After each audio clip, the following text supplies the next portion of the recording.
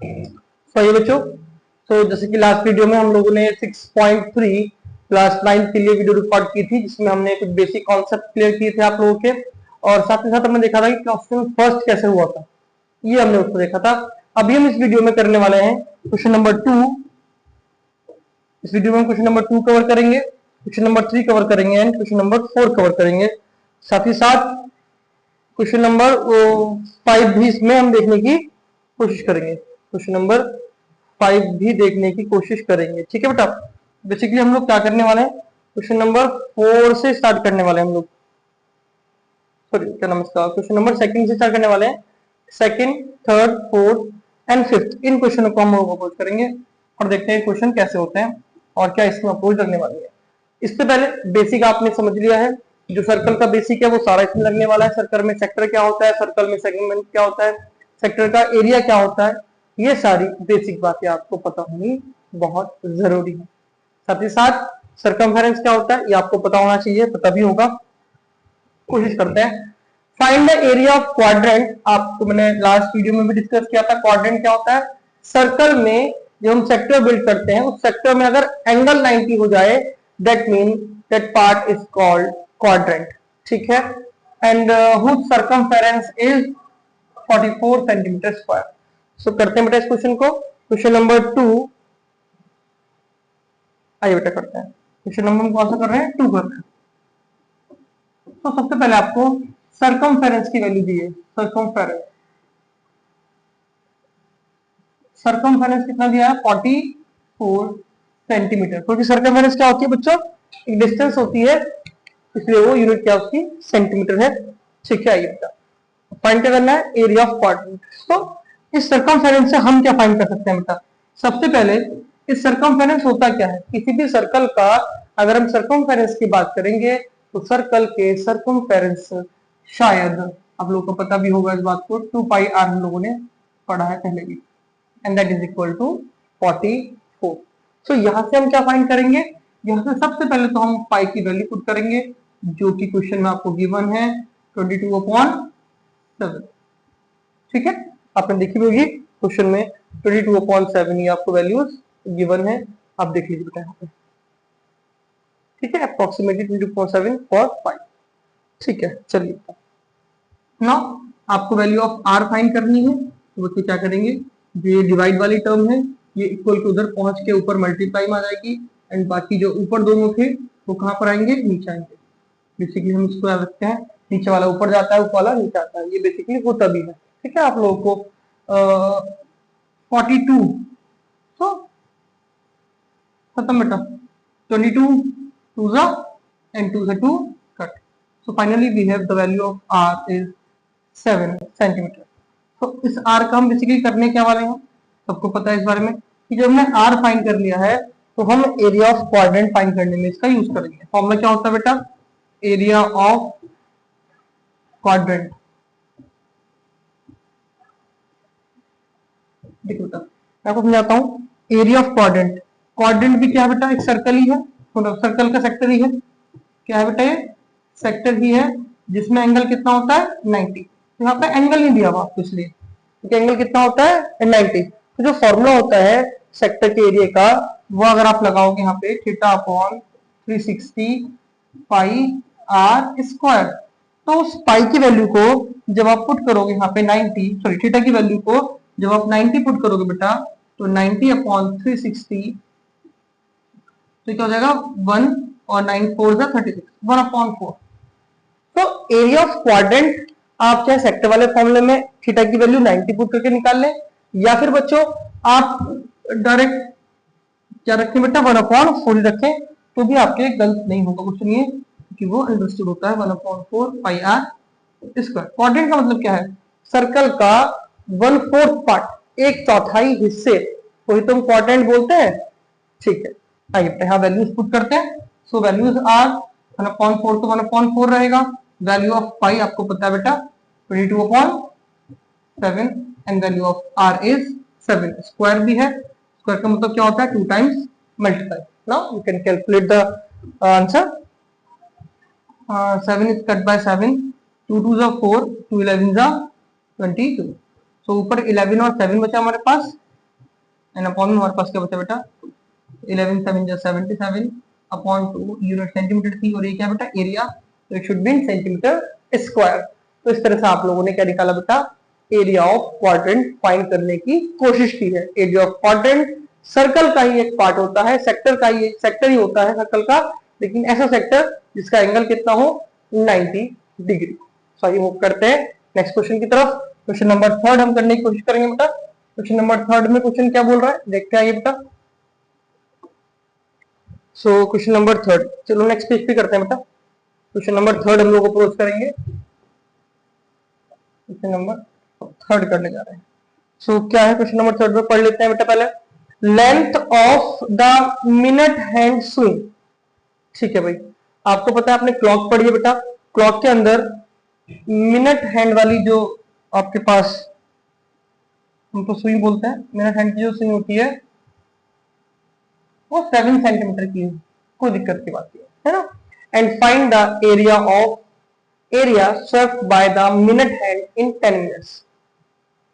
एक बार पहले जब सर्कल की बात हुई है, मतलब स्विंग की बात हुई है और घड़ी की बात हुई है, तो हम लोग एक सर्कल ड्रॉ कर लेते हैं, घड़ी वाला सर्कल। ठीक है, इस बेटा घड़ी में अगर आप थोड़ा सा ध्यान दें, अगर हम सुई बनाने की कोशिश भी करें तो ये सेंटर से अगर हम सुई बनाए तो ये 90 डिग्री बेटा, ठीक है। इसके बाद आपको पता है मूवमेंट कैसे होता है बेटा इसका,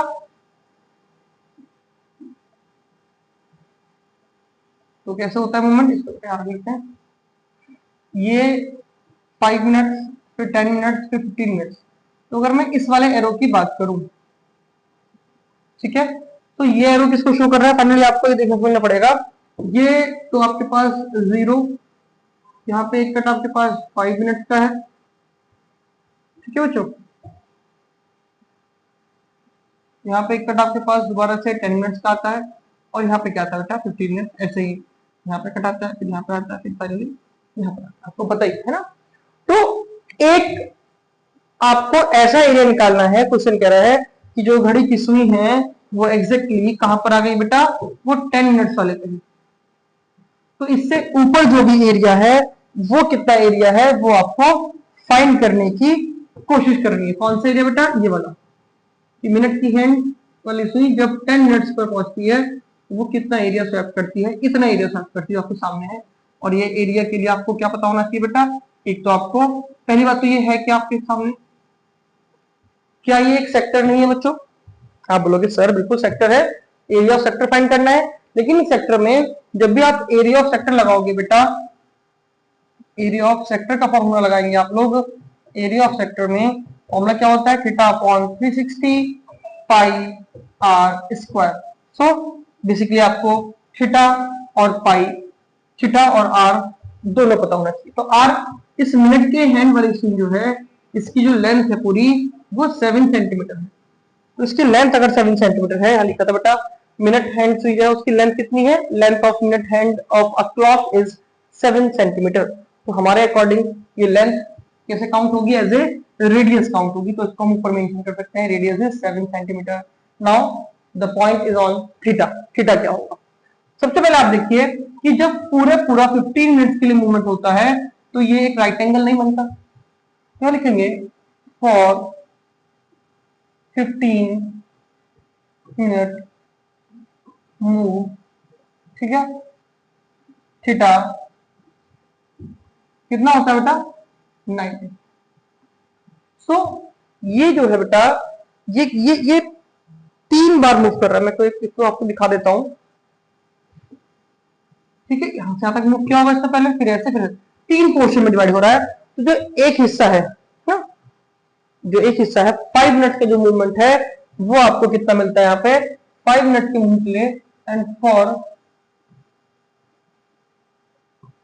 5 मिनट मूव थीटा कितना होता है 90/3, तो ये थर्ड पार्ट होता है 30, ठीक है।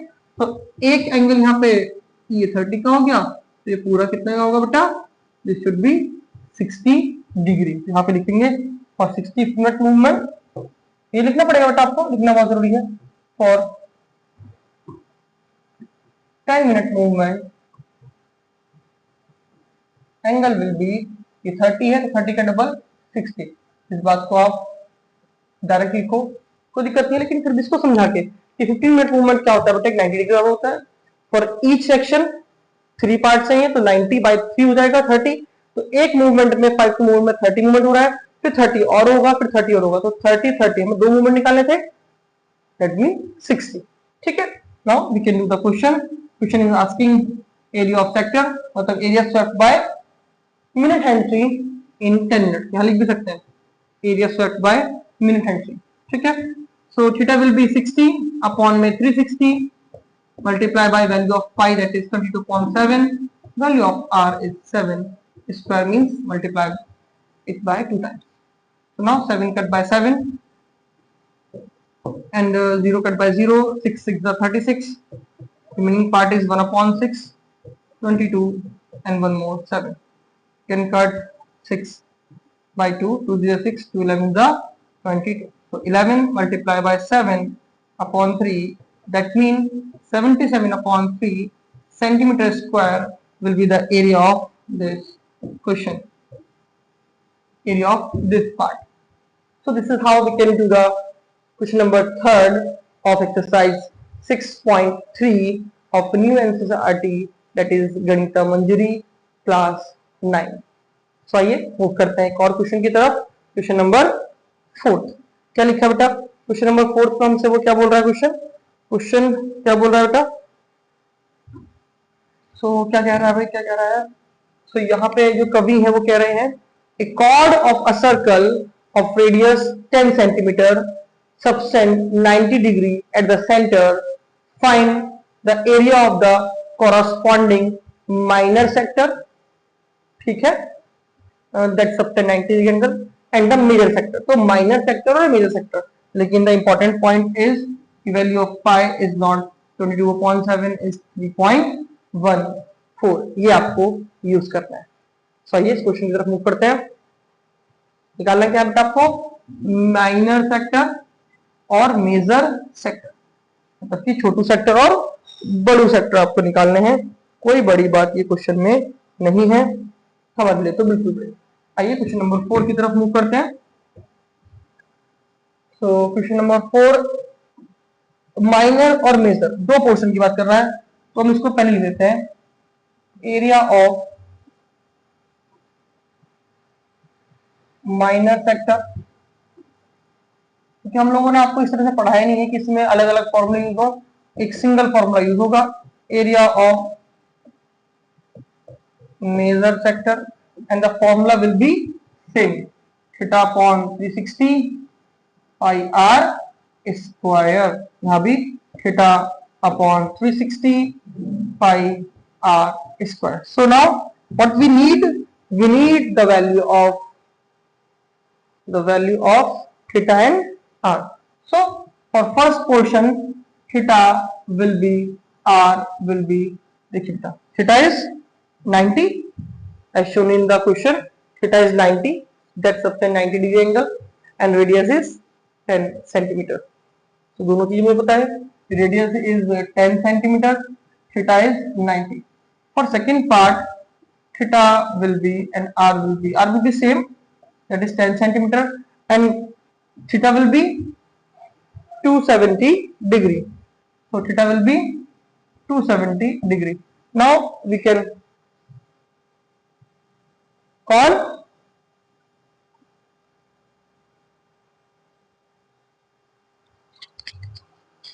so now we can calculate the things. कैसे कैलकुलेट करेंगे बच्चों, यहाँ पे put the value of theta, that is 90 upon 360 multiply by the value of pi, that is very important. The value of pi is given 3.14, ना कि 22.7. ठीक है, so put 3.14 here, 3.14 multiply by 10 multiply by 10, क्योंकि 10 का square था। so यहाँ पर भी same 270 divide by 360 multiply by 3.14 multiply by 10 into 10. ठीक है, आइए आप क्या सॉल्व करेंगे बेटा, ये तो 4 टाइम्स कट होगा आपको पता ही है। ठीक है, और ये कैसे कट होगा, 9 0 0 कट, 9 3 जा और 9 4 जा। ठीक है, इतना हो गया। अभी करते हैं, ये पॉइंट अगर हटेगा तो 2 डिजिट है तो 100 आएगा, यहाँ भी पॉइंट हट के 2 डिजिट मतलब 100 आएगा।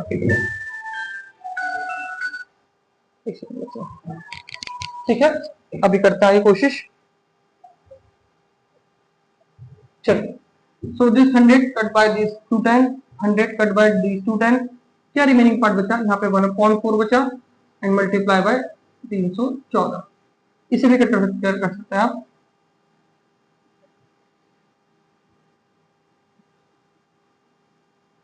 2 2 4, 2 1 2, 2 5 10, 2 7 14. So finally we have 157 upon 2 centimeter square as area of minor sector. And what about major sector? So 3 upon 4 multiplied by 314, cut this by 2, 157. So finally we have 3 multiplied by 157 upon my 2, and that is equal to जो भी आएगा centimetre square. So this is how you can do the questions. बहुत easy है, बहुत अजीब से नहीं है। 6.3 आप आराम से अप्रोच कर सकते हो। एक 6.2 थी जिसमें आपको थोड़ी बहुत डिफिकल्टी फेस करने को मिली होगी। ठीक है, so that's all from my side. Next video में हम अपलोड करेंगे क्वेश्चन नंबर 5 से आगे वाले part. Thank you so much, मिलते हैं नेक्स्ट वीडियो में। Thank you. देखिए बेटा, ये क्वेश्चन 5 6 ये करेंगे नेक्स्ट वीडियो में, अभी फिलहाल के लिए ऑफ कर रहे हैं।